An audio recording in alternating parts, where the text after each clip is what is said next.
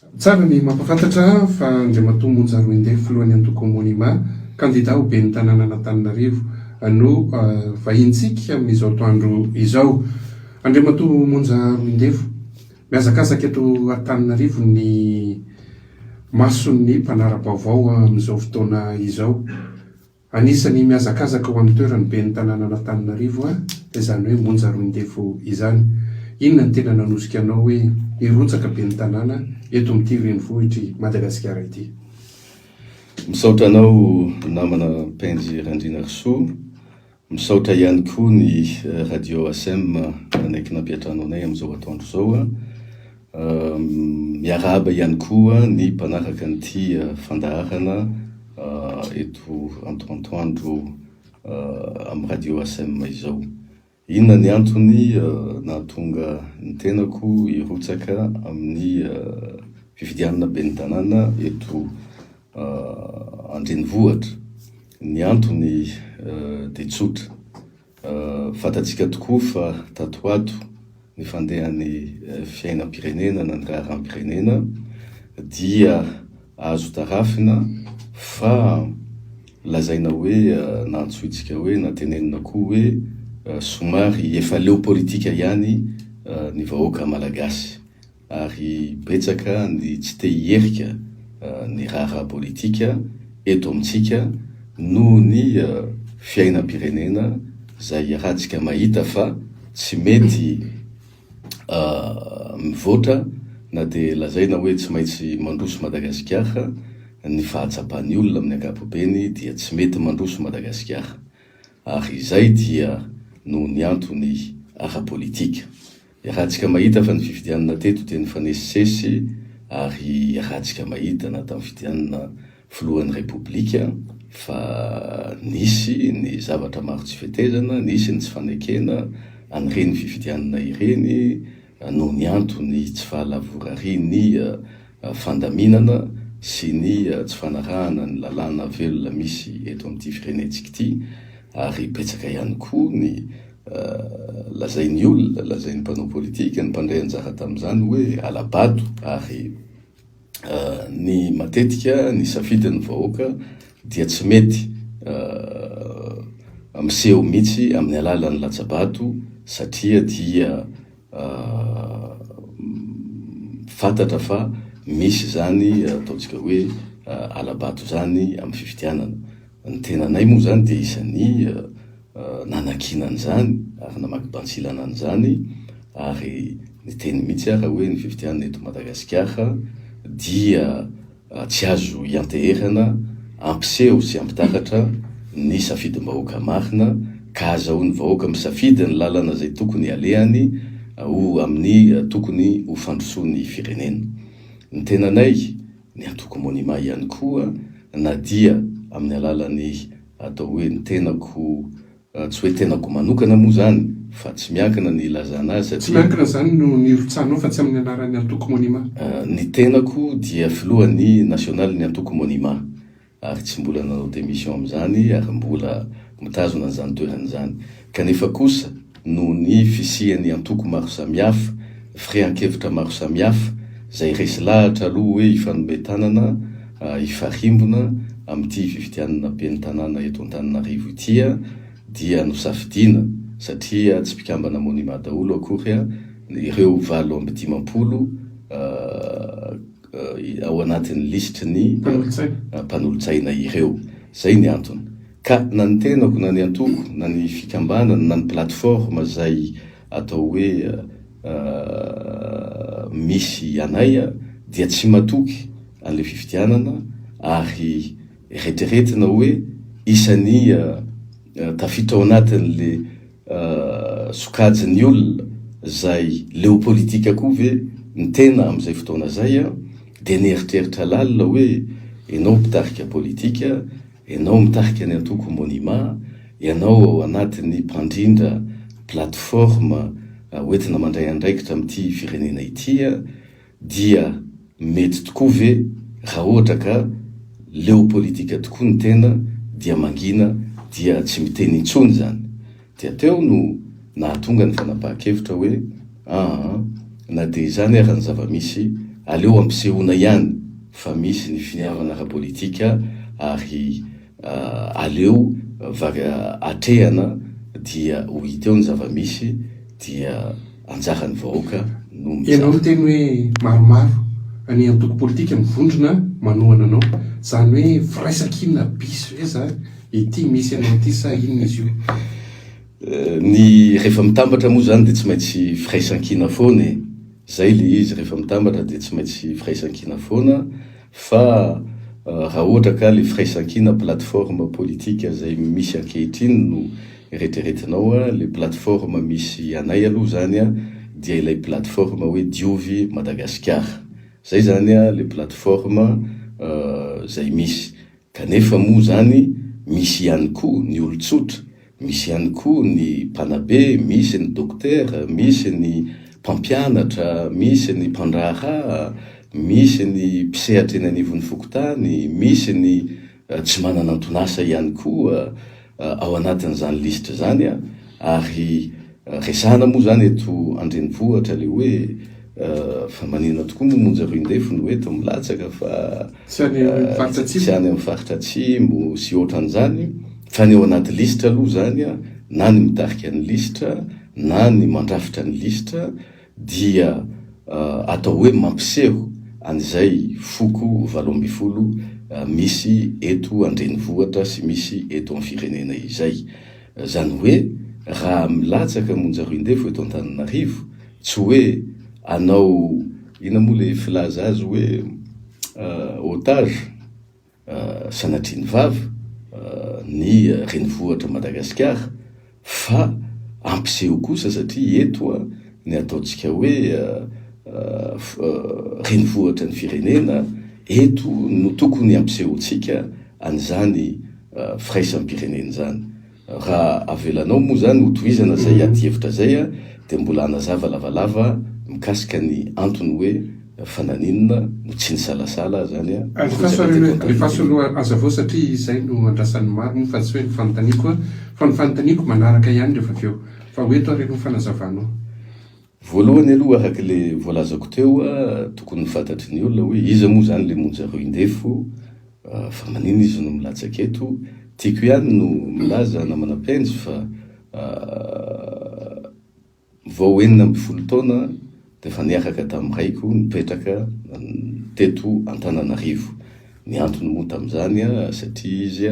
tafiditra tao anatiny fitondram-panjakana doyen na loholona izy tamin'izany fotoana zany teo anivony reny hoe Conseil suprême de la Révolution na CSR reny rehefa tonga eto zany eny amin'ny 10 taona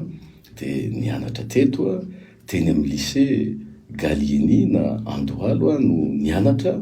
ary tamin'izany fotoana zany firy votaka teto aloha zany ianao 17 taona zany votaka raha ohatra ka zay fa tsy valo fotsiny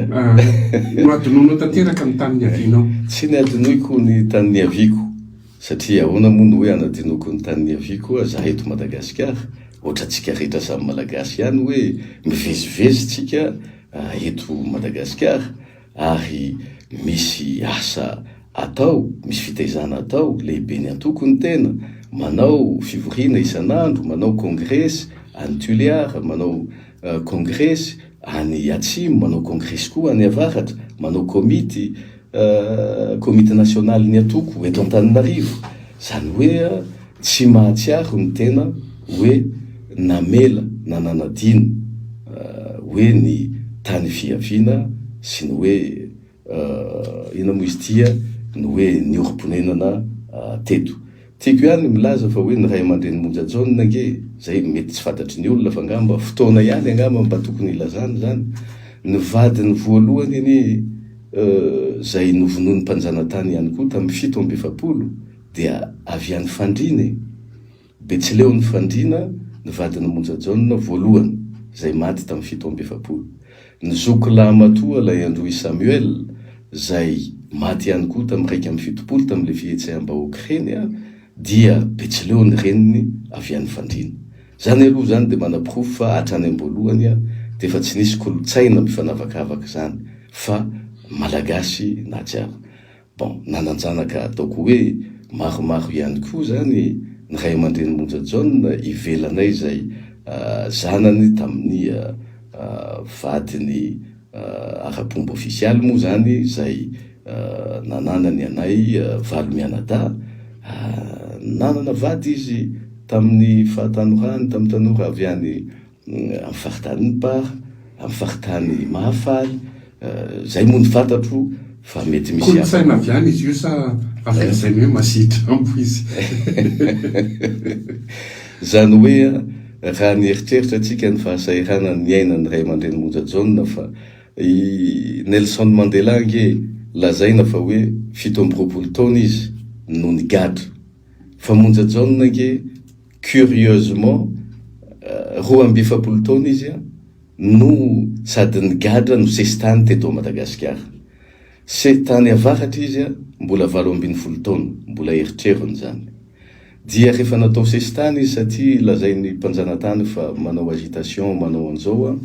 de tany amin'ny faritra Atsimo Atsinanana, ary zay nahatonga ny fihetseam-bahoaka tamin'ny 17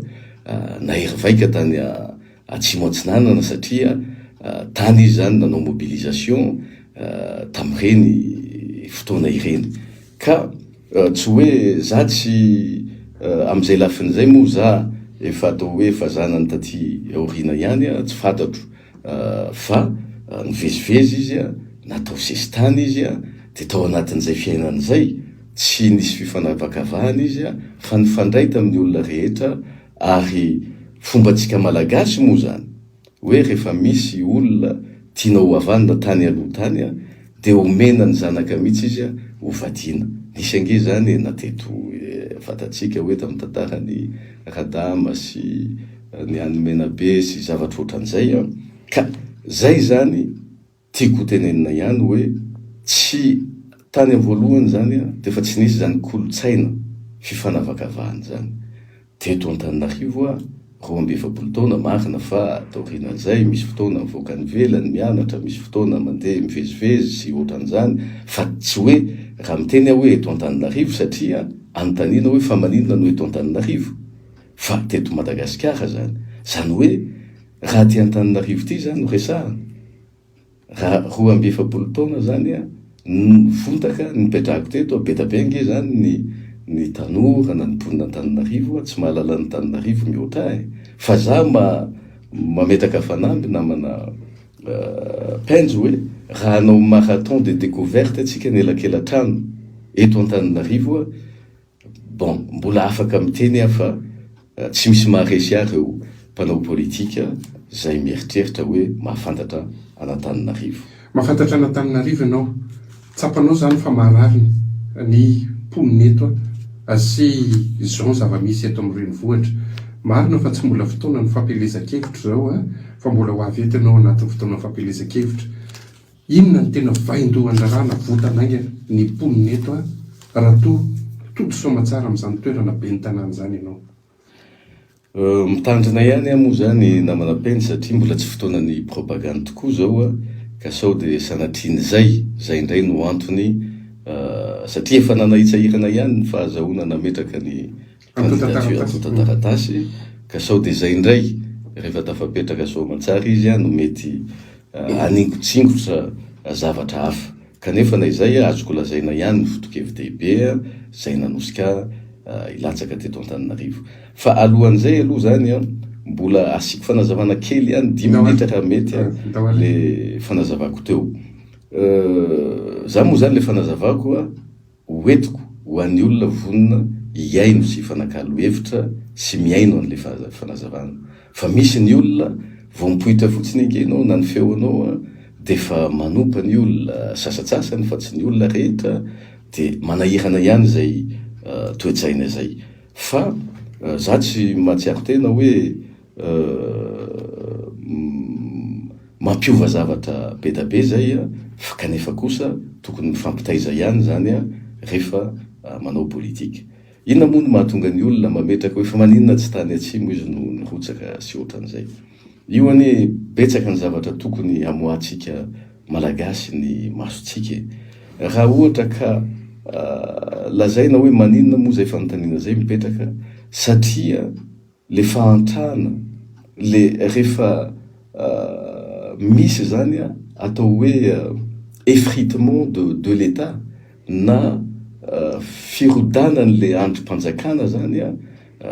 zany hoe zany le mirodana moa zany tsy hoe mirodana hoe misy fanjakana mirodana fa le structure le rafitry n'le fanjakana zany dia tsy mahefa intsony le andraikitra zay napetraka aminy amahafanjakana azy. Ohatra hoe inona moa no mampisy vindicte populaire na ny fitsaram-bahoaka satria tsy afa-po ny olona amin'ny fanapahan-kevitra raisy ny fitsarana ohatra, satria mety mandeha ny resaka be kolikoly ohatra ny eo amin'ny fitsarana, de indraindray rehefa tonga any amin'ny ataontsika hoe mpitandro filaminana ny olona anankiray zay atao hoe nangalatra na namon'olona na nanolana na nangalatr-omby na ohatran'izay dia mazana votsotra ho azy foana fa le tompon'omby indray na le victime manindray zany no lasa mandovola be maninona manenjika an'le procédure, de leo an'izay le olona de indraindray tonga any amin'le hoe vindicte populaire na fitsaram-bahoaka. Zany hoe zany fikatonana amiko zany le fitenena hoe fa maninona izy tsy milatsaka ary, fa maninona ranona tsy milatsaka ary de fikatonana ara-pirazanana na repli identitaire amin'ny fiteny azy sociologique zany. Zany hoe manao repli identitaire ny communauté anankiray rehefa le tontolo iainany zany tsy mahavoavahatsony na tsy mahantoka intsony na tsy mahefa intsony an'ilay atao hoe andraikitra tokony ipetraka aminy. Ohatra hoe rehefa misy ny insécurité be loatra dia manao inona moa ty le inona bokon'olona moa le andromaso bokon'olona ny olona reny zao raha tena jerena de misy an'izay repli zay rehefa tsy mahavita ny andraikiny zany eo amin'le fandriampahalemana. De le ray aman-drenitsika zay nitolona tia tanindrazana teto nefa satria tiako ihany koa no milaza fa hoe le resaka foko na firazanana nge dia io zany le resaka angano na le hoe le mythe na fiction zany no mitaiza an'izay zavatra zay. Tsika nefa nanangana firenena anankiray de Madagasikara ary ny ray aman-drenitsika nitolona reo dia nanangana tantara ankoatra n'le tantaram-pirazanana zay ananatsika tsirairay avy zany dia ny fananganana n'le firenena malagasy. Zay zany le tantara napetraka tamin'izay fotoana zay. Ary rehefa jerena ny tantara maneran-tany zany dia mirona makany amin'izany zany ny tantara-pirenena. Ary ny firenena-dehibe moa dia ahitantsika fa hoe satria ny structure etatika ao aminy mandroso dia miena zany zay repli identitaire zay. Fa ny eto amintsika zany mifamaofao izy io satria misy olona mitaiza koa zany zay toetsaina zay. Zany hoe profo hita mitoboka amin'ny tenda hoe io ohatra fotsiny raha raisiko le misy tamin'ny roa amby fitopolo satria nisy le décentralisation budgétaire de fony io zany satria tao anatin'io décentralisation budgétaire io nisy an'le villoha na le impôt per capita. Fa zany hoe zany le olona mihitsy amin'ny maha olombelona azy no mandoa eto fa tsy hoe miasa izy manana fidiram-bola de mandoa eto. De tamin'izay zany de niohitra ny tany atsimo de nitaky ny fandravanan'io. De rehefa noravainy général Ramanantsoa zany le loi budgétaire zay nisy an'le fampandoavana etra isam-batan'olona de nisy ihany ampahana mpanao politika, misy ihany ny olona tany amin'ny faritra zay mpanao politika hoe fa maninona no nifoanana le loi amin'le décentralisation budgétaire. Ny zavatra mahavarina zany raha ohatra ka izay le toetsaina nitondrana azy hoe satria Ramanantsoa, ny général Ramanantsoa avy aty Antananarivo de nofoanana io zavatra io mba ampivangongo an'le budget eto Antananarivo. Mety misy ampahana marina azy zay fa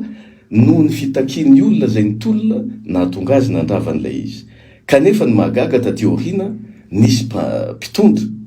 avy any amin'ny faritra ny fandimby teto amin'ny firenena dia tsy namerina an'izay loa budgetaire zay a mandraky tiany androany. Ka misy koa le ataontsika hoe angano na inona moa zany hoe na ainga tantara tsy fantatro, aingam-panahy moa ny filaza rehefa manana inona moa aingam-panahy mihitsy vetsovetso rehefa manana inspiraka moa ny filazan'ny tanora azy ankehitriny a ny olona fa io le mythe na fiction na le ainga le inona moa zany fiction zany a le tantara foronio zany a ndraindray koa zay no mahatonga hoe tokony ampianarina ny tanora ny tantarany firenena malagasy. Ohatra eto amintsika anie mbola misy ange na manapenjy ohatra hoe fitenenana hoe le rano ato ohatra fady kisoa ohatra fa misy mihitsy ny miteny hoe aleo resahantsika le izy satria inona moa ny tsy resahana an'izany fa resaka sosialy sy sosiolojika koa no resahana de hoe misy fady merina olo le rano eto fa ny zavatra azotsika petraka le fanontaniana fa maninona moa zany le olona avy amin'ny faritra misy rano fady merina rehefa tonga eto ohatra tsy fady misotro ny ranony Mandroseza ohatra ka misy zavatra tokony hosahantsika malagasy zany a no miady hevitra an'le izy ka iza zany aloha marina fa mety mipetraka zany aiah zany marina fa ny commune nge raha ny organisation traditionnelle de hoe miainga amina fitantanana faritra kely anankiray fa raha izay zany a de hoe miverina ny orina atsika zany fa Antananarivo renivohitra Madagasikara tsika rehetra ohatra de mahafantatra fa hoe am'izay milatsaka rehetra reo ange mety tsy avy eto Antananarivo renivohitra daholo ihany koa fa misy ny hoe avy any amin'ny fa ianao ve matahotra ny hoe apetraky ny olona izay hoe fanavakavahany zay ny antony nazavanao lavalava izay nambaranao teo niniko tsy nitapahany zay saotranao tsy tiako ho azo ny olona le izy fa za aloha zany a za tsy mahatsiaro tena hoe voavakavaka na hatram'izay na malagasy tsy voavakafaka izany a fa tiako misy mivoy mantsy le izy misy mivoy na tiana na tsy tiana de izay zany no anazavako hoe ty renivohitra Madagasikara antsika rehetra tia de araka le lazaiko tamin'ny fotoana hafa de hoe ny manompo ny renivohitra de manome voninahitra ny firenena. Andriamatoa Monja Roindefo mety ho diso feritreritra ihany ianao hoe nanazavan'izay lavalava satria ny amin'ny olona zay afaka mampandroso ny tanàna no tena ifantohan'ny sainy ka navazaha io nakarana reny ary raisiny an-tanandro maika moa fa ianao malagasy raisy reny fa ny mamaika ny olona inona le tetika ampandrosoana faran'izay aingana ity tanàna ity zay ambara fa anisan'ny renivohitra farahidiny sy maloto aty Afrika zany Antananarivo zany. Za aloha zany a tsy mahatsapa satria ny antoko monimany dia antoko tao anatin'ny firaisam-pirenena zany ny taiza dia ny ankolafina ray aman-dreny maro teto Madagasikara indrindra ny teto imerina ny manam-pahaizana ny université ny mpampianatry ny université za tsy na segondra ray aha tsy mahatsiaro ho voatsindrona am'le teny fa satria betsaka ny tanora tsy mahalala koa zany hoe inona le zava-misy de tsara ihany zany mba hazavaina le izy mba tsy hadiso lalana ny sasatsasany fa hoe iverina tokoa tsika am'le tena hoe ady hevitra lehibe hoe ahoana ny ampandrosoana aingana Antananarivo renivohitra. Amiko aloha zany Antananarivo dia ville capitale na tanàna renivohitra manana ny anjara toerany lehibe eto amin'ny firenena zany reharehatsika malagasy zany ary tokony ho taratry ny firenena iray manontolo. Nisy namana zao ambassadeur ny Fiji tonga teto asa enim-bolana lasa zay satria nisy conférence mikasika an'le hoe environnement écologie sy namany teto amintsika dia niantso azy fa nisy mba fanomezana kely nomeny olona omena zany avy any velany any dia teny amin'ny Novotel izy niantso ana de rehefa tonga teny a de zao ny zavatra nataony hoe tsy nampoiziko izy le Madagasikara ohatran'izao fa ahoana ho avy eo amin'ny miala avy any zay izy izy de manofinofy hoe Madagasikara ohatran'izao tonga teo amin'ny seranam-piaramanidina zay a tonga aty amin'ny Novotel de mahita ny fahantrana lalina misy amin'ity firenena reo ty fa inona marina ny tena zava-misy eto zany zao a ao anatiny antsasakadiny ny olona de fa mahatsapa hoe mantra ny firenena malagasy ary hita taratra zany a voalohany indrindra eto andrenivohitra ka noho izany de adidiny tsirairay adiditsika samy malagasy no mandray anjara manarina an'izany ny fomba anarenana an'io a za moa zany hitanao moa zany fa misy ihany le hoe kolotsaina copie-coller zany eto amintsika raha vao miteny ianao a de misy copie-coller mandeha iny tsy de mampanino fa le teny le programme atao copie-coller nefa tsy tanteka akory zany a zay zany no mampalahelo ka zay no mampitandritandrina ihany zany a amin'le fotoana mbola tsy de tena propagande fa azo atao tsara betsaka angeny vahaolana fa io miankina am'le toe-tsainy miankina am'le olona ary miankina koa am'le traikefany le olona zany ohatra fotsiny hoe raha resaka tsy fisim-bola no resahana satria ahoana tena mampijaly ny olona zao aloha ny jiro sy ny rano sy ny lalana potika ny jiro sy ny rano de za afaka miteny any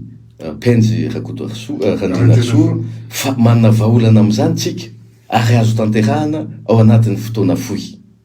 afaka manao fanamby am'izany a ary azo tsaraina am'izany zao aniny mampalahelo amin'ity firenentsika ty namana Penjy ohatra zao a ny lapan'ny tanàna tamy 2009 hoe ho averina ho atsangana ny lapan'ny tanàna tam'izany fotoana zany a mba nitondra tolo-tanana ny tenako satria misy namana maro ihany a mba namany tena hoe tia mba fanampiana kely anao a mba sahala am'izao sy ohatran'izany de tsy nitazomiko anazy zany na dia nomeny namako zay tsisy ifandraisany tamy fitondrana tetezamita tam'izany fa namako tany aloha tany a hoe ho fiarabanana tsy maty fo amanaina de nanolotra zavatra kely nanao cagnotte kely zany zareo tam'izay avy any velany a de nomenana natoloko ray manontolo zany a ho antsinona anoany io voly io satria tam'ireny a nafana ny tolona izay nirahanareo a ary nampiraministra anao a tao anatin'ny tetezamita azo fatarina ve satria raha ny eno nisy fanampiana hono nalefa ny fitondrana tam'izany a fitondrana maro karavalimanana ohatrany hoe tsy voatonona fa ny fitondrana Andro Rajoelina nanambara fa namita manontolo ny lapan'ny tanàna am'izao fotoana zao ianao ay nisy fanomezana nomenao ohatriny zany voly zany za aloha moa zany efa nisorona taty aoriana de tsy fantatro ny toyny fa naiza koa aha ao anatin'le boky volamena de tsy mba voasoratra ao hoe nanitondra vary ray venty zany tao anatiny ohatrina le vary ray venty mba tsara fantatro ny maro satria ho be ny tanàna Antananarivo ianao tsoriko eto namana Penjy fa za tam'izany a lazaiko fa sahira fa nisy namana maro tany ivelan'ny tany zay namako atriny ela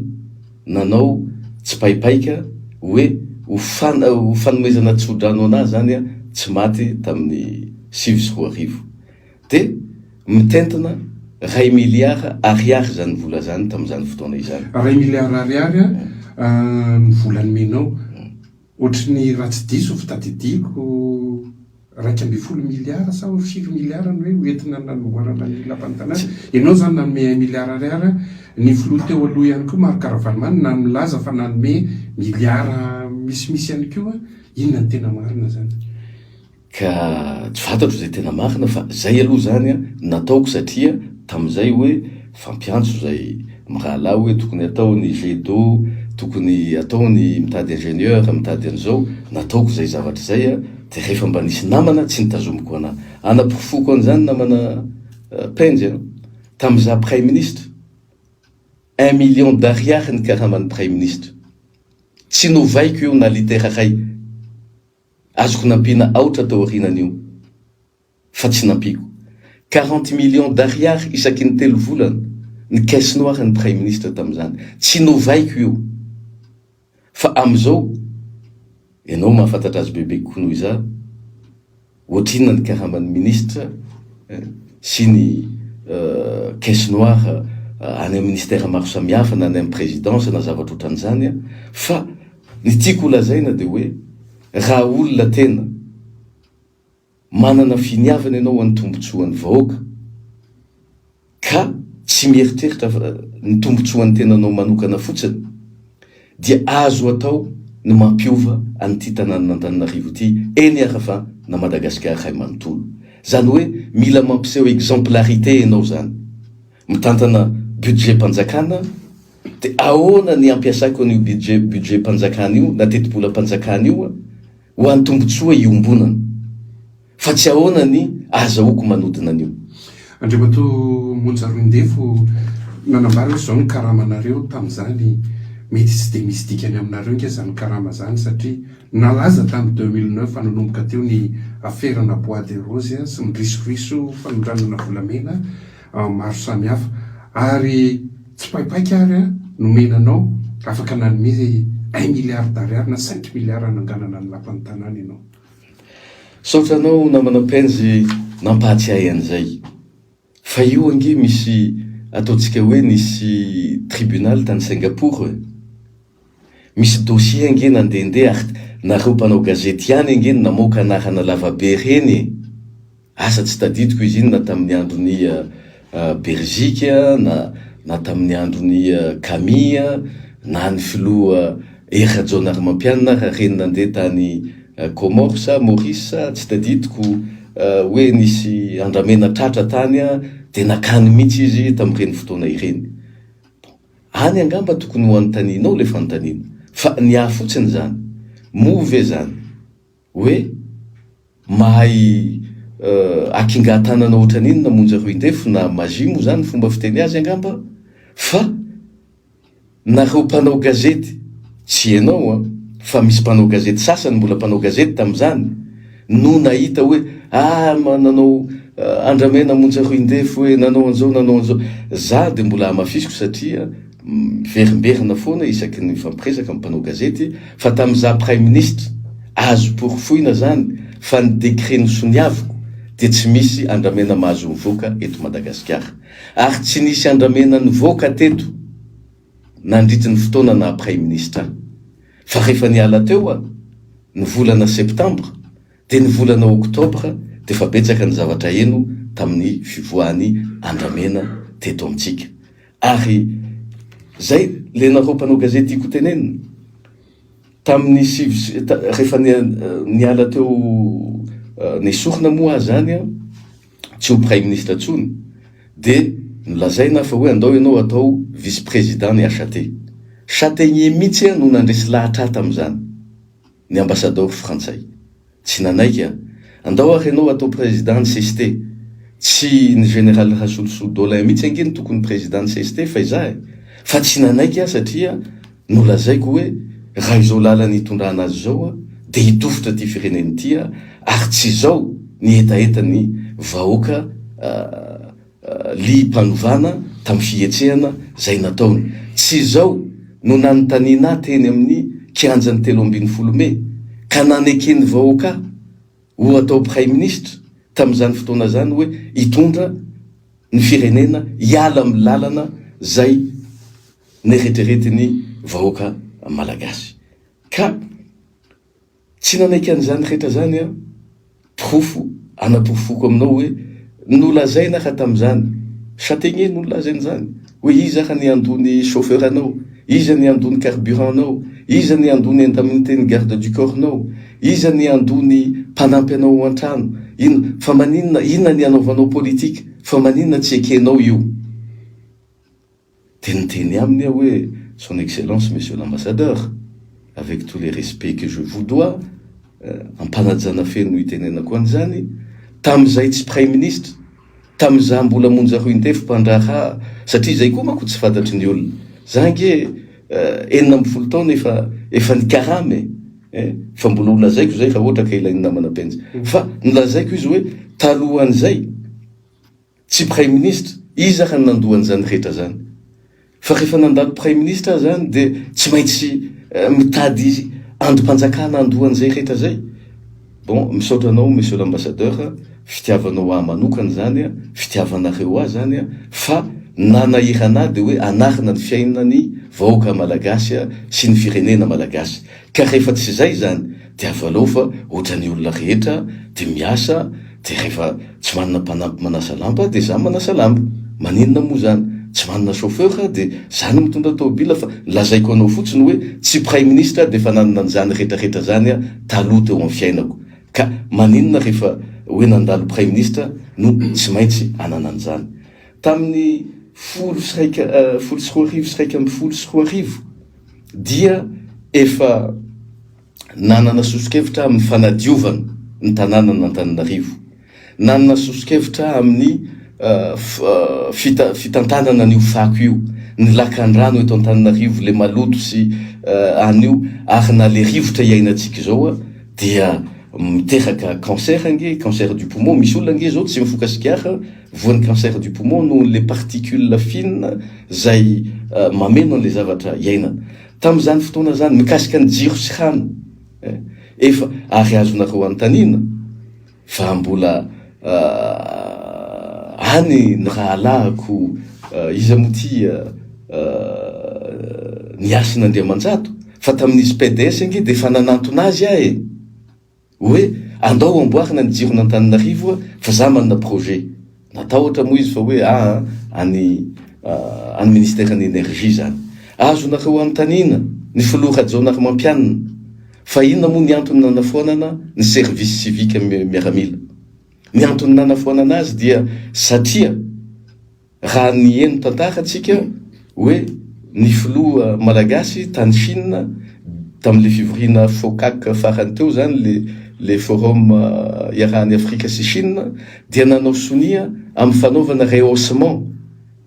ny réseau ny RIA zany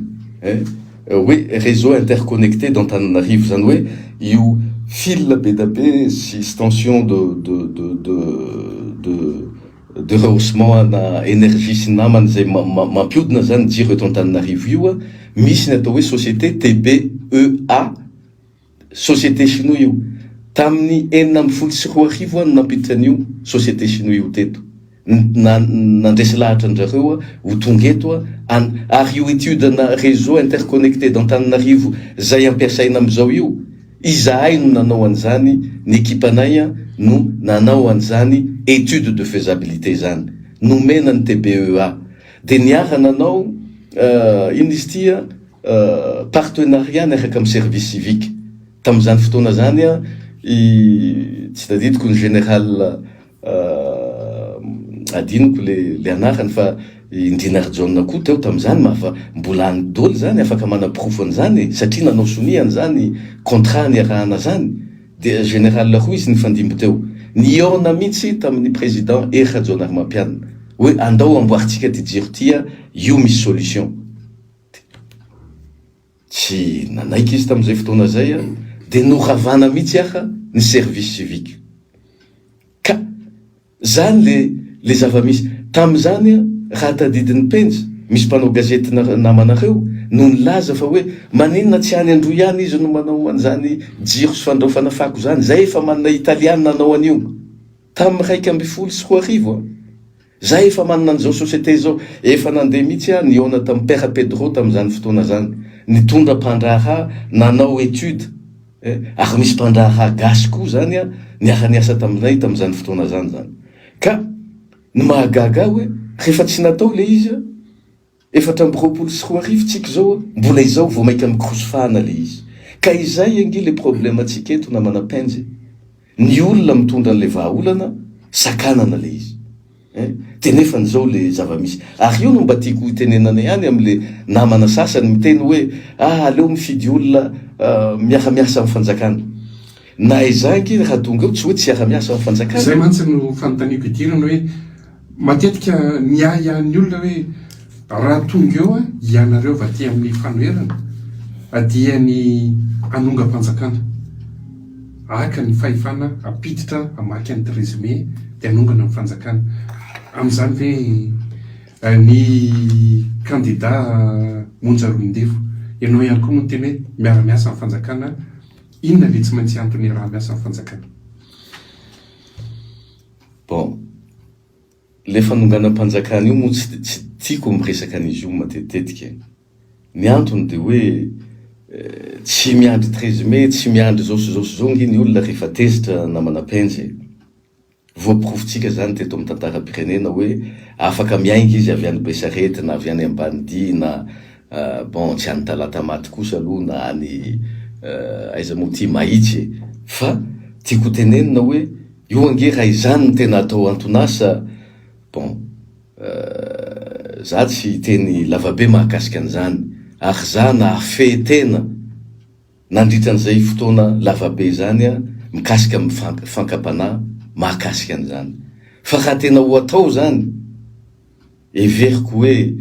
tsy tombotsoa ho antsika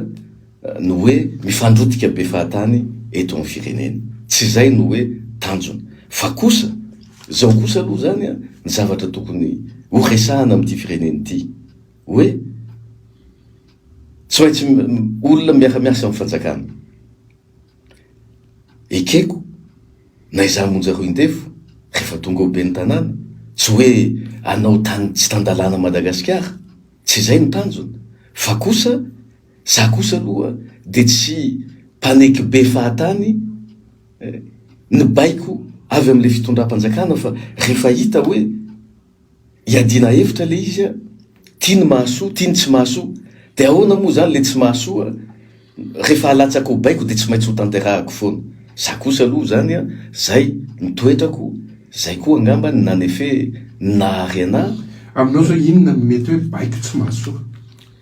Ohatra hoe le lazaiko le ohatra be da be teo. Ohatra hoe inona moa ty raha ohatra ka hoe raisitsika hoe inona moa laharam-pahamehana eto Madagasikara. Niteny anao hoe ny jiro sy rano, niteny anao hoe ny lalana, niteny anao hoe ny resaka sosialy, le sosialim-bahoaka ohatra hoe ny fizarana jirona koa, zany ve politika sosialy, ohatra mijanona am'izay fotsiny. De za aloha mahafinaritra hoe nisy fotoana ireny olona eny ambalam-bahoaka moa na ambany tanàna, tsy fantatro zay filaza azy, nisy fotoana nanao valandresaka zareo de hoe zahay tsy antsoinantsony hoe ambany tanàna fa mahery fo ny firenena. Ekeko zany mila mamorona tantara vaovao le olona, satria zay ve ny fampandrosoana. Zaraina fotsiny an'izao le olona de rehefa tonga le fifidianana de bon antsoina ohatra hoe mahita tablety omena ny mpampianatra, zay budget ny ministère ny fampianarana no zaraina amin'ny mpampianatra eto Antananarivo, satria misy olo-tenan'ireo ao anaty listranay, ao anaty lista ny anaty lista koa misy olo-tena ny mpampianatra any amin'ny lycée, ny CEG, ny EPP eto Antananarivo. De maheno zay hoe zao ndray zany noentina ny mahitsy sa aiza de nozaraina tableta ny mpampianatra. Fa maninona zany tsy atao politika maharitra. Ohatra hoe ao anaty listranay misy solotena ny ONG ao, zay ataotsika hoe association ONG maro samihafa manerana ny Madagasikara, fa eto Antananarivo ihany koa. Hoe maninona ny commune Antananarivo ohatra tsy mba manana politika mihitsy mahakasika an'ireo association ONG le fampandrosoana ireo, nefa ao anaty organigramme misy hoe département de développement économique. Ka amiko zany le zavatra tsy mahasoa de io hita taratra amin'ny tsy fandrosoa ny firenentsika io. Ka enao milaza hoe inona le solution na vahaolana. Zange efa nanolotra foana amin'ny maha monja Roindefo, na tamin'iza teo amin'ny Premier ministre, na taorianany na Premier ministre, tsy nitsahatra nanolotra foana zany sosokevitra, fa tsy misy mandray moa zany le izy. De eto zany mieritreritra hoe ny renivohitra Madagasikara dia azo atao tsara ho modèle, satria mila modèle économique tsika. Zany hoe ny sosialim-bahoaka zany tsy atao fotsiny hoe misy vola ange atokany io sosialim-bahoaka zay zaraina etsero io ange. mialatsiny fa ohatrany hoe ny poketra moa zao tsy hitatsony hoe na ny an'ny mpianatra na ny an'ireo miaramila sy vata miaramila ny zahana karatra reny ateliny gaby ary reny rehefa tsofoka ao satria tsy misy ninina le izy fa ireny zarainy eny amin'ny fokotany reny volan'ny banque mondiale nge reny fa tsy hoe RPI-tsika na fonds propre ny budget atsika ka maninona tsy mandrafitra modèle na économie sociale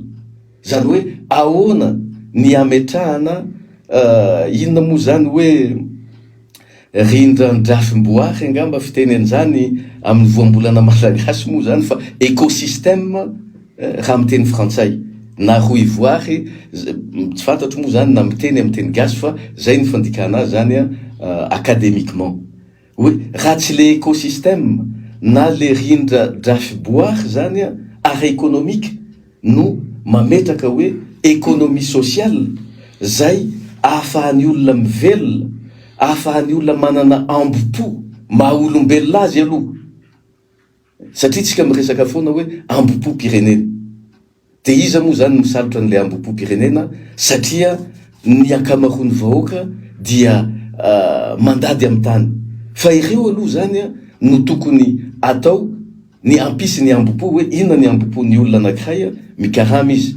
mahavelona ny fianakaviana izy mahatsiaro tena ho mendrika izy asana be ny tanàna ve zany asana ka inona moa zany ny asany be ny tanàna ozy izy penjy manao samboady de maka ny anina ny parking de maka ny tanàna asany mpitondra fanjakana foibe ny mampalana ny ka izay mihitsy no nahatonga irotsaka satria asan'ny tanàna renivohitra Madagasikara zany jerevony mairie de Paris jerevony ina moa les counties na reny mairie samihafa na ny Canada na ina manana politique izy za zao ohatra raha izany le ekeny vahoaka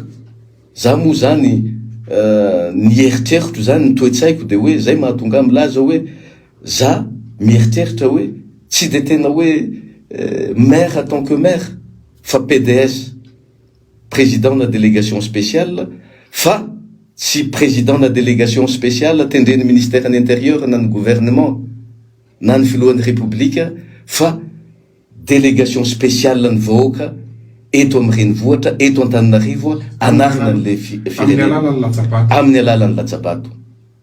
de rehefa tonga eo de ho averiko ho apetrako ny atao hoe référendum communal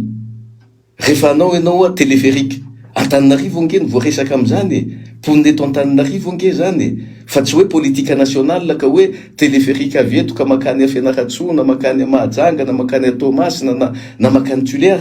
fa téléphérique eto Antananarivo tokony misy ny référendum communal hoe maharesy lahatra ny vahoaka ve io satria zany efa presque 200 millions de dollars ny trosa zany nge enjana ihany nge zany hoe tsisy zavatra hafa ary zay moko ny tsy tovizako hoe za tsy hoe manenjika olona fa ny atao hoe intelligence nge namana penje tsy de hoe nahita fianarana be da be anao na be diplôme be da be ohatran'inony anao marina fa ny tena miezaka foana zany ao anatin'le hoe lifelong learning zany mianatra foana mandritry ny androm-piainana satria mahita tany vaovao ianao de mianatra ny dikan'izay satria ny atodohanao mampiditra zavatra vaovao ao anatiny de ny olombelona zany natao andray zava-baovao foana amin'ny fiainany mandra-pahafatiny ka ny azy zany de hoe amina intelligence de hoe tsy hoe zay nahita fianarana be da be fa l'intelligence zany c'est la capacité de prendre des bonnes décisions successives qui tend vers un objectif précis zany hoe ny atao hoe tsy fantatro ina moa le intelligence amin'ny teny gasy hoe fahiratana hoe mahiratra ny atao hoe mahiratra na intelligent amiko de hoe fa aizana mandray fanampahan-kevitra mahomby mety ary mitondra any amin'ny fahombiazana. Jerevintsika zao fa tsy misy vahoaka ane nitaingina ny téléphérique na efa natao 3 ariary satria misy ny atao hoe inona moa zany hoe opportunité économique zany adiniko le voambolana tena teknika fa raha manana 200 millions de dollars ianao de tsy maintsy mivelatra eo ambony latabatra ao doly hoe inona doly ny soa iombonana mety azo ampiasaina nyty 200 millions de dollars ty ka hitera-bokatsoa maharitra ary tsy korosofahana na inona moa zany hoe le zavatra natao zany lasa tsy mahomby rehefa avy eo. Rehefa dinianao zay be da be le fanapahan-kevitra ho anoloanao ary zay ny tsy mahamora an'le mitondra fanjakana satria gouverner c'est prévoir, gouverner c'est décider, gouverner c'est de prendre des bonnes décisions, mandray décision mahitsy ianao de le 200 millions raha nanaovana économie sociale anatsarana an'le fiainam-bahoaka mety maro ny zavatra niova. Raha la ny tendreny vahoaka amin'ny alalan'ny latsabato ho ben'ny tanàna eto Antananarivo dia tsy maintsy jerena ny sekoly EPP reo marina fa ny ministère ny éducation nationale fa mifampiresaka koa zany amin'ny ministère ny éducation nationale hoe ary le mpamatsy volanao manahoana etehitra amin'ny fanjakana venao le miresaka ministère sa misy teti-bola manokana ao anatin'ny kitapom-bolan'ny commune sa iandry fanampiana satria ianao raha vao tonga teo arabaina tsy maty foamanay nefa matevitevina ihany volan'ny tontona tany aminao inona ny tena maika zany hoe izy ireo ve tonga de hoe tonga mpamatsy volanao ndray sa ny volanao sa io moa zany zay koa le ilana hoe za aloha tsy afeniko hoe manana fifandraisana be da be zany manatrika colloque any ivelany na colloque économique io zay zao ato anatin'ny tsy hoe noho nyty fampielezan-kevitra ity fa efa programme matipaika ao anatin'le hoe développement durable de ametraka ny atao hoe inona moa zany forum économique des moyennes et petites entreprises zany eto Madagascar. Zany hoe efa misy ny FIVPAMA, misy ny GEM, fa reo le ngezalahy zany no mivondronao. Fa hoe ny mpandraha any amin'ny Supreme Center, ireo mpanafatrentana any Dubai, ireo mpanafatrentana any Chine, reny mpanafatrentana any Inde, ireo tanora be da be nge ny tanora miezaka eto amitsika ary tsy misy an'izany hoe marina le teninao hoe tsy misy mieritreritra hoe avy atsy na avy ary zany za ho vina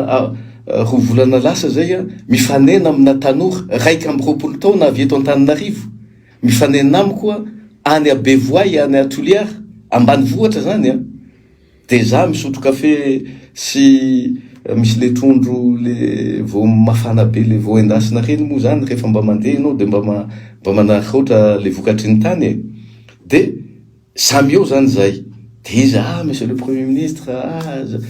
faly mahitanao zao va nifandray tanina aminao zao gaga de fa inona ny ataonao misy anina fa mba manao prospection kely aty fa misy marché hitako zay ihany de mba mijerijery hoe inona ny azo atao aty de nanotaniko firy taona ianao raiky amby 20 taona zany tanora malagasy raiky amby 20 taona izy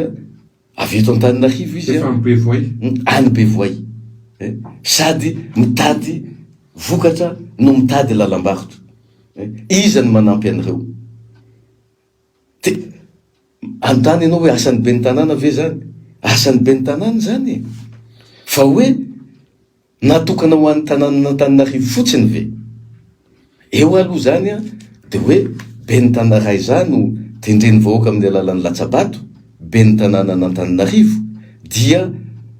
ho atevenina le fomba fiasan'le association zay efa noforoniko ihany koa efa tamin'ny 2014 les associations des communes pour le progrès. Zany hoe marina fa reo zavatra atao hoe mety azoko apetraka mitraikefa zay nge mahatonga hoe za kosa mba efa prime ministre kosa nge namana penje ary talohana prime ministre efa nivezivezy eran'izao tontolo zao manana le teneniko anao manatrika conférence,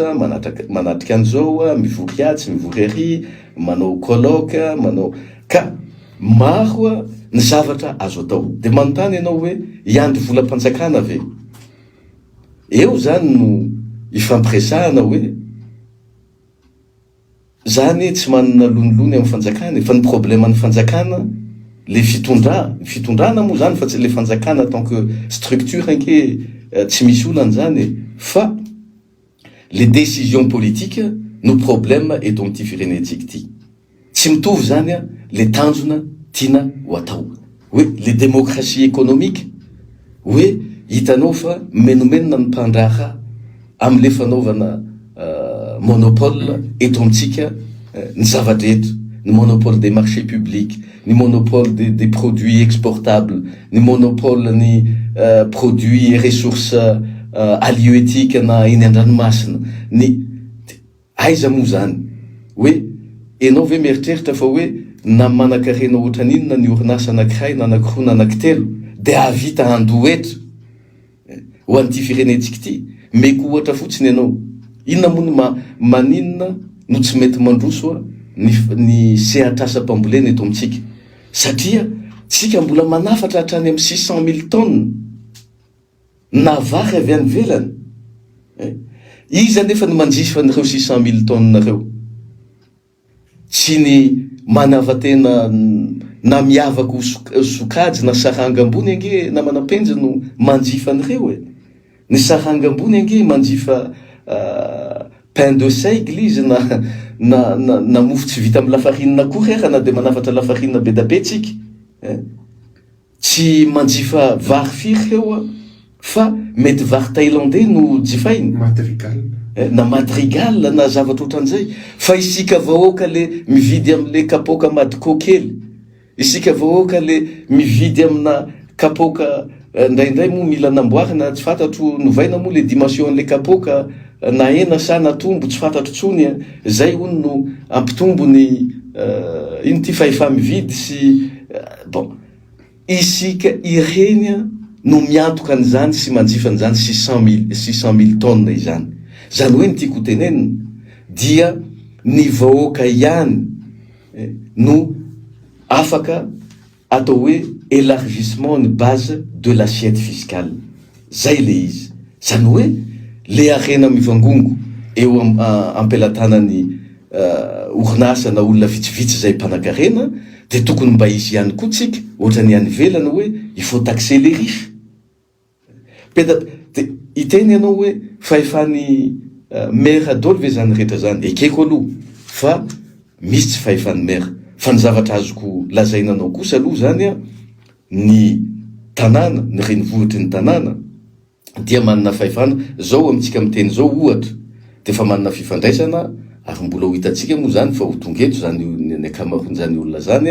za tsy hiteny an'le firenena fa misy firenena anankidimy na anankenina ohatra vonona ny ifanao jumelage amin'ny renivohitra Madagasikara. Ava kosa le izy tsy maha commune fotsiny. An'Antananarivo kosa aloha aoka ny ina moa ty ny commune namana any ivelany Antananarivo tsy eritreritra hoe commune Antananarivo fotsiny no favorisena fa manana sata manokana an'Antananarivo mariny vohitra Madagasikara azy dia betsaka ny tanàna any ivelany any efa mieritreritra hoe andao ifa ohatra hoe amin'ny énergie renouvelable anao partenariat am'zany. Zany hoe ahoana ny ametrahana eto amin'ny tanàna Antananarivo le ina moa ty énergie verte na énergie renouvelable. Resahana foana eto anke misy problème d'habitat na ina moa zany fonena na manapenjy. Raha ianao anke mandeha tsy fantatro za moa mpanao promotion immobilière ary zany tokony ho fantatry ny olona fa tamy 2000 ange nanangana ny tanàna teny Andranovory Ambolokandrina tadidiko tsara fa 300 millions de francs ny volana alonay tamy Jirama tam'zany ampidirana adduction d'eau ampidirana ny jiro amin'iny quartier iny poitoy zay de feno le tanàna ny roborobro zany noho n'le vokatry n'le zay zavatra zay satria vohatra ny teny Colline sy ny namany a de zahay ny nanao ny aménagement zany hoe afaka mba miteny aho hoe monja Roindefo tsy hoe balaroka fotsiny no atao eto fa efa misy zavatra natao ka raha tanàna zany a hoe miresaka atsika bidonville nisy fotoana nasina hoe ina moa ty le conteneur sy namany tsy fantatro hoe mbola eny ve reny conteneur heny a la réunion kely mbola eny ve reny conteneur heny a fa maninona atsika za zao a de hotazominareo amin'ny teniko fa manana programme de logements sociaux ho atao eto Antananarivo a fa koa aza malahelo ny commune hafa fa azo zay le ataoko hoe manao projet réplicable atsika eto amin'ny renivohitra zany hoe mametraka vina azo atseliky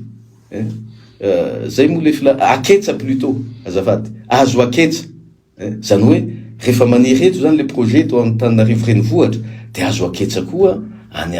Mahajanga renivohitra azo toliara renivohitra amin'ny commune hafa sy ohatran'izany manana an'izany projet de logements sociaux zany tsika ary ny kalitao ny ao anatiny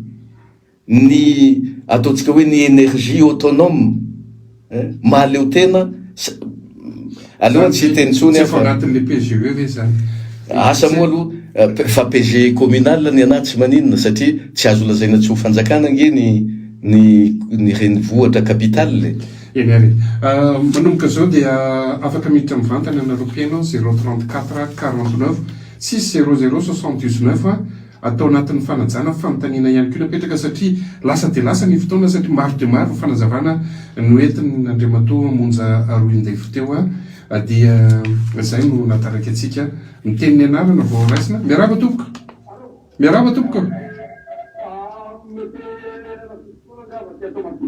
eny tomboka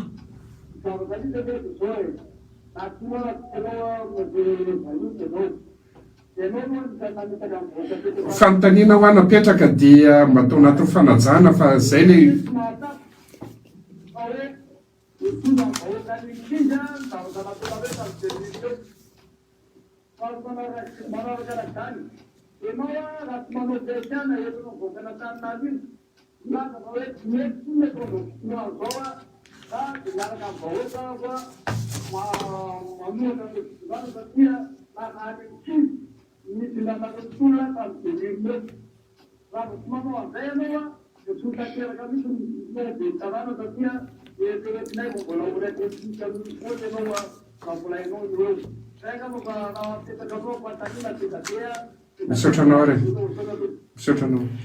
misaotranao nametraka ny fanontaniana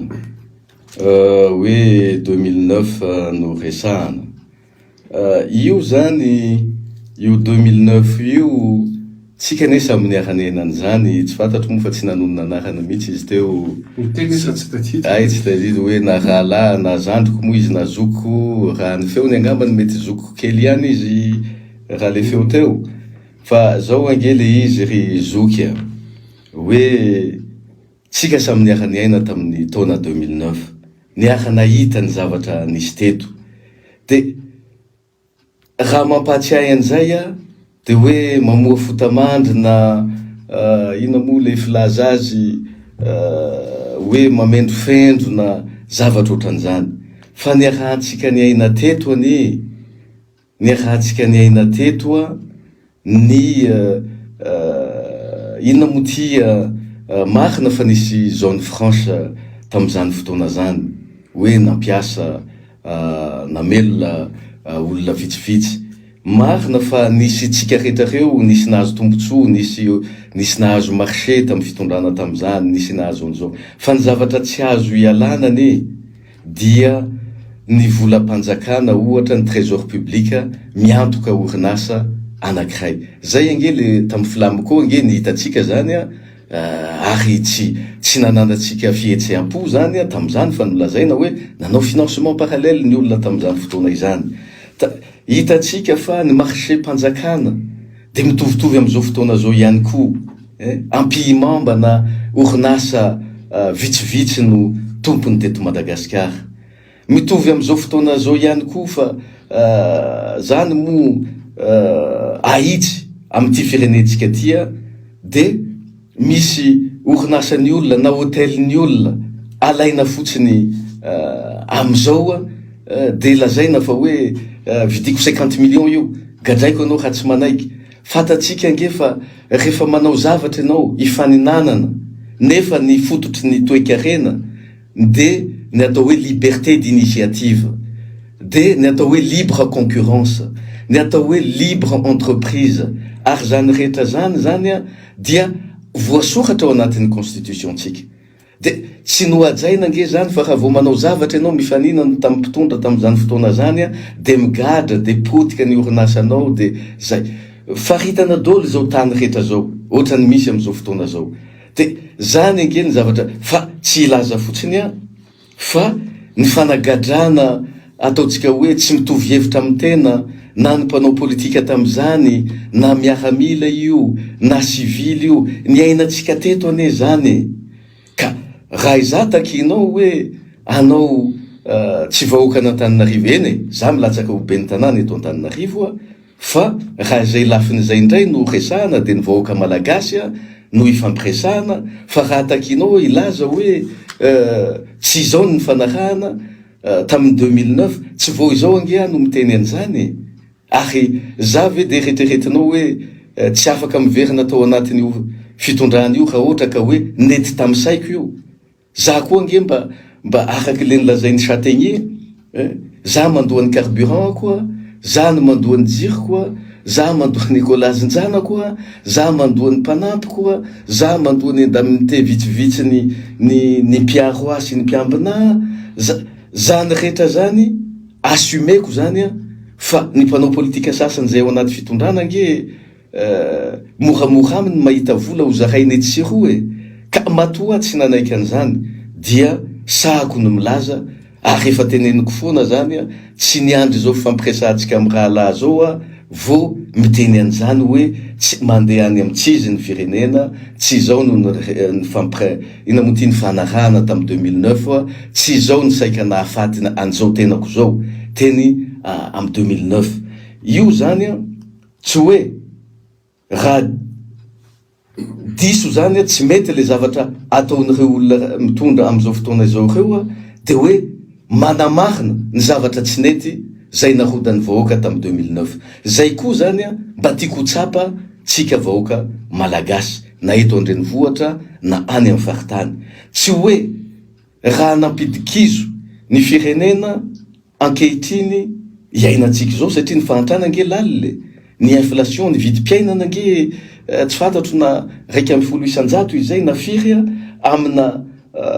antotanisa fa rehefa tena iainantsika mba rehefa mandeha ny antsena atsika de misondry isanandro sanandro ange ny vidin-javatra ny inflation normale nge amina firenena anankiray na ny fisondrotany vidim-piainana dia 200 ny ataotsika zay normal satria lanja miakatra ny fiainana fa koa mifanahantsahana am'izay dia tsy tokony ho latsaky zay ny fanondrotana ny karaman'ny mpiasa na mpiasa mpanjakana io na mpiasa amin'ny orinasa tsotra io na de tokony mifanahantsahana am'izay ny tsy anasa dia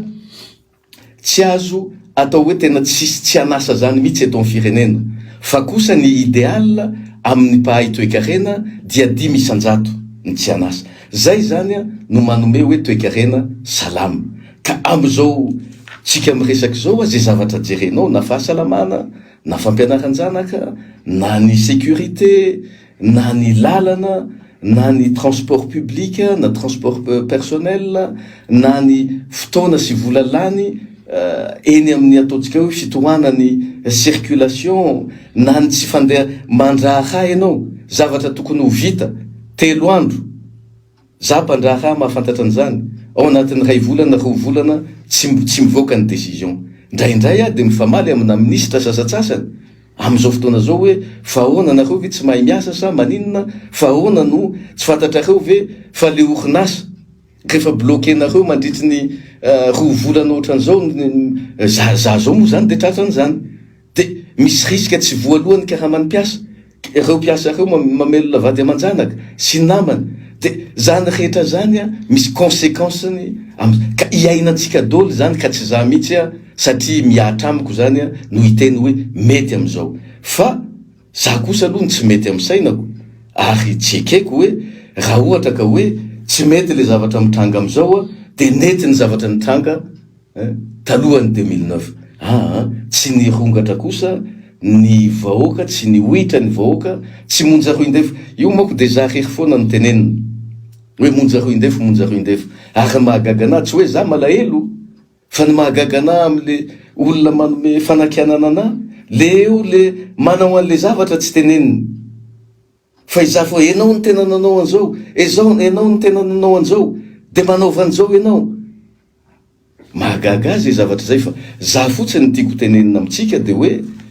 zany raha za monja roy indefo za tsy manana toetsaina manavakavaky zany ary matoa tamy 7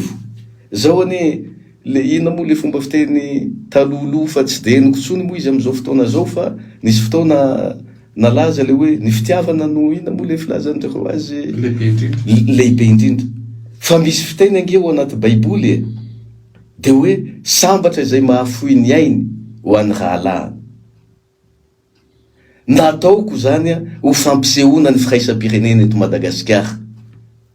na de filohan'antoko a na de manana ambopoa tokony ho filoham-pirenena ihany koa na de manana ny kalitao rehetrarehetra ilaina am'izany a de nampisehoko fa hoe ho an'ny vahoaka malagasy ho an'ny firenena malagasy a dia tsy mampaninina ny manao sorona raha izay no anavotana ny firenena malagasy saingindrisy tsy zay le zavatra miseho am'izao fotoana izao ka aoka mba zay olona tompona andraikitra no teneninareo fa tsy hoe monja roy indefo de hoe enao no tena nanao an'io enao no tena sala am'izao enao nanomea nitondra ny tolotanana tolobatana zay azoko nentina anatanterahana ny etaetam-bahoaka miaraba tompoko allo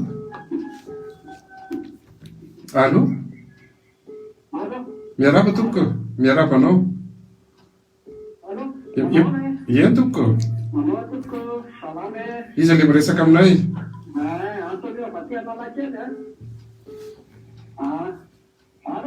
efa miaraba tompoko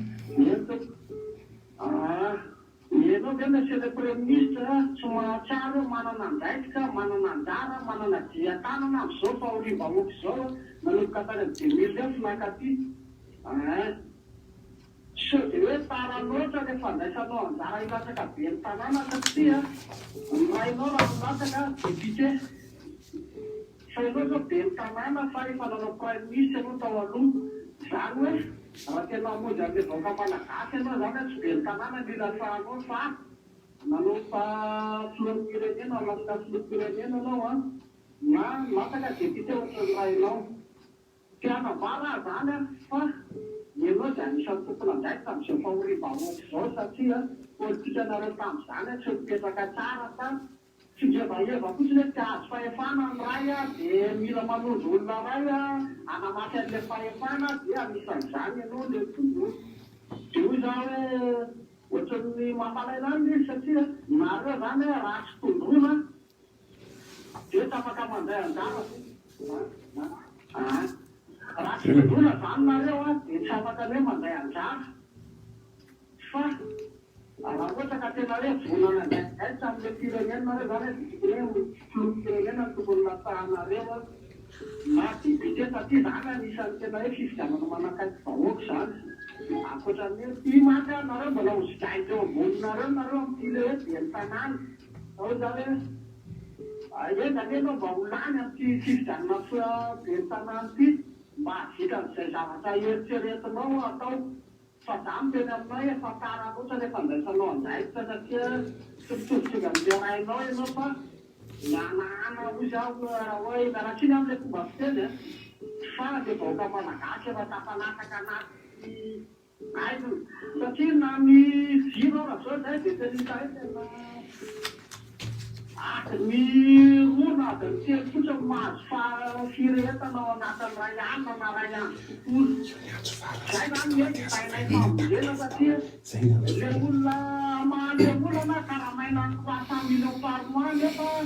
le vahaolana tsisy fa fampiretana ny vahoaka anjara hoe raha voatara 5 andro na 7 na tirady le hoe pénalisé. Zany a zatra hoe fampanjona pénalisé amin'ny vahoaka malagasy ny ataonao arangaranganao ka tsy anjarana hoe mieritreritra tsatina reo na miaina an'liza fa zay malagasy miaina an'izy ka fa misy ka mieritreritra dia ezake hoe ianao milano dia ny tanàna za matanao zay le miterisika tanora oke sona betaka miaina misaotranao tompoka saotranao tompokoa amin'ny fametrahana an'le fanontaniana teo sady fanamariana moa le izy hoe tompon'andraikitra zay mihitsy ange no tsy mahatafandrimandry zay tsy mahatafandrimandry marina le teneninao teo hoe tokony filoham-pirenena no milatsaka tokony député no milatsaka fa ty koa ne mba ben'ny tanàna n'Antananarivo renivohitra ben'ny tanàna ny tena manakaiky vahoaka noho ny député ben'ny tanàna ny tena manakaiky vahoaka noho ny député ary tokony misahana fototrafitrasa mivantana noho ny député tsy tafandrimandry ange matoa milatsaka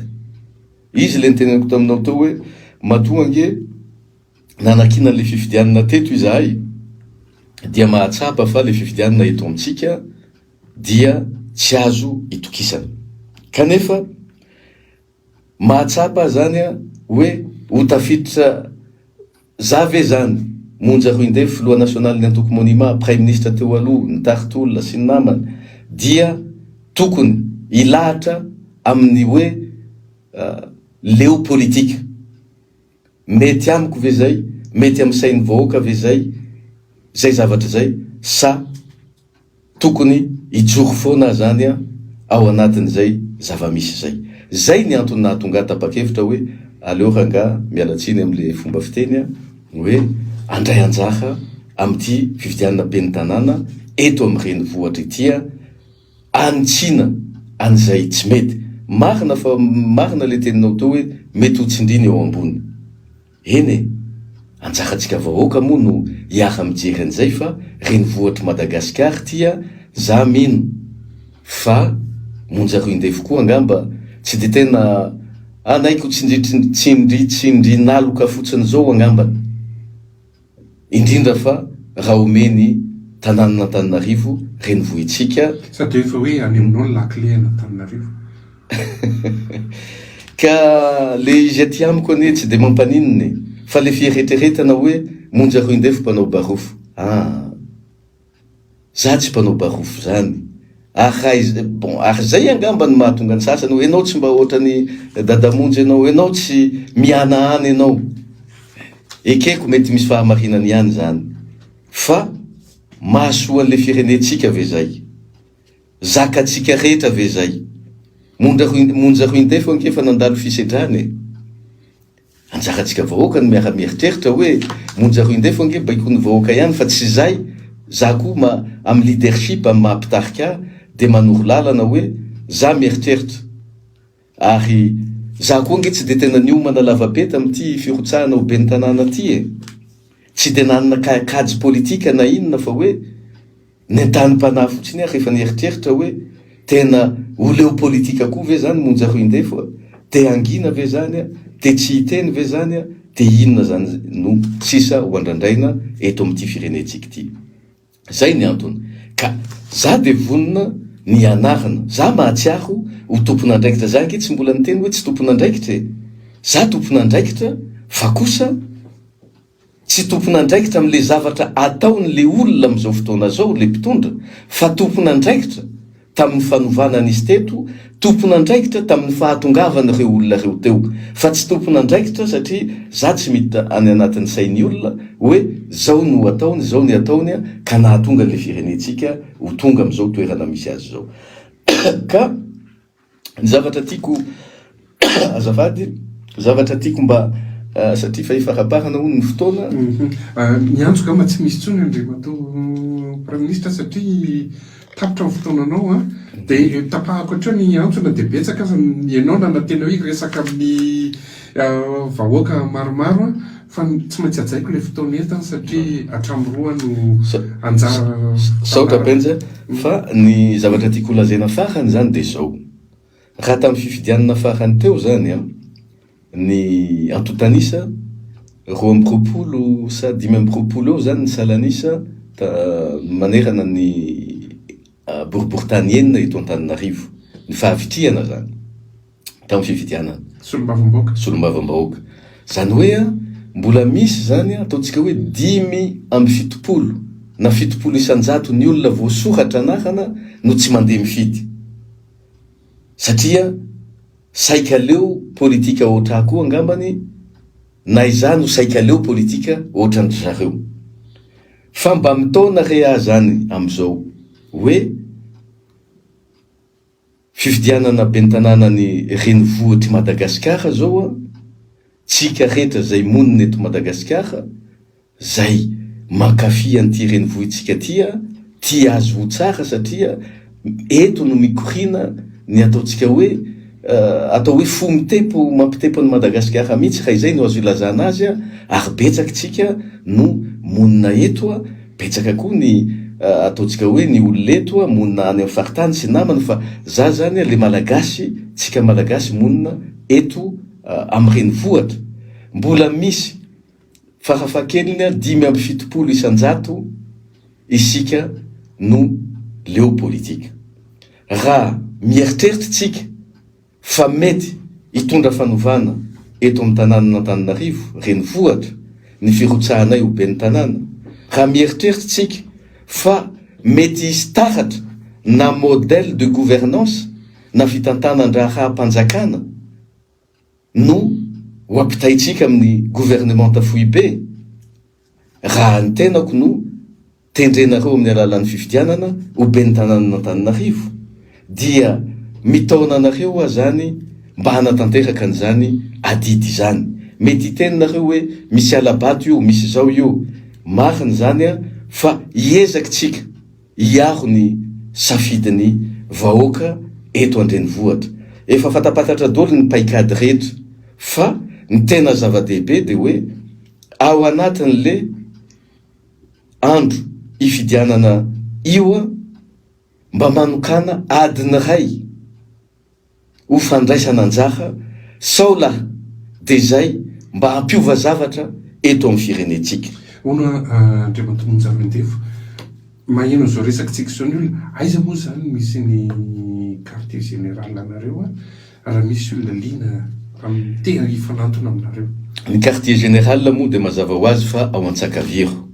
ao Antsakaviro ao amin'ny fonenako ao Antsakaviro zany a no sady quartier général am'izao fifidianana izao vetation sy kasikety zaraina aveo sa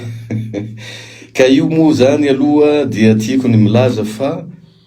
ny kasikety sy ny kovetra sy ny jiro zaraina dia amin'ny alalan'ny programme zay ho tanterahantsika fa ny manahirana age zangy tsy nila ho nilatsaka be ny tanàna akory fa misy milaza hoe rehefa eo amin'ny fitondrana ny olona tsy manao référendum communal akory izy raha misy programme tiany fa de hoe tikano tsy tikano de rehefa mba mitondra ianao hoe tsy laitsika io tsy lain'ny firenena io efa manana an'io zay efa manana an'izao tamin'ny 1 no non 1 no netiko teto ny TBEA mbola any ny soninay miaraka am'izany hoe rehaussement ny réseau interconnecté d'Antananarivo zany sy ny namana am'izao 4 zao no natao sonita ny Chine ny fifanaraha fa satria ve zany monjaro indefo no mitondra azy satria ve zany tsy maintsy mila satria iza nanao lobbying taty aorina de misy mpandraha zay tsy hiteny fa fatatsika fa hoe iza moa ny miady eo volobe iza moa ny miady am'ireo projet hydraulique be da be reo kanefany misy zavatra tokony ho ahitsy reo misy ataontsika hoe reo mpandraha efa fatatsika fa efa resahana foana hoe manototra tany ary mampanofa jiro amin'ny jirama mampanofa groupe reny zany nanao lobbying vao nekena le izy fa raha monjaro indefo zany zay nahafantatra an'ireo olona reo tany am-boalohany nitondra azy dia tsy nekena le izy. Ka ny logement sociaux teneniko zany,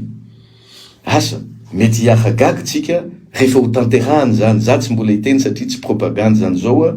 fa le izy koa tsy hoe propagande fa projet sociaux matotra, fa kosa mila fototra sy andro kely aradrafim-pitondrana sy mpanjakana zany tsika anatanterahana azy, ka ho ataotsika modely eto Madagasikara zany ny renivohitsika dia tsiza zany fa i-Antananarivo. Amin'ny propagande ianao mbola hiakatretina ny ekipanao moa zany. Eny tompoko. Manao velomanao. Veloma, misaotra koa ny mpiaino naharitra ny aino hatramin'ny farany, misaotra ny ao amin'ny lafiny teknika zay miaraka taminay teto,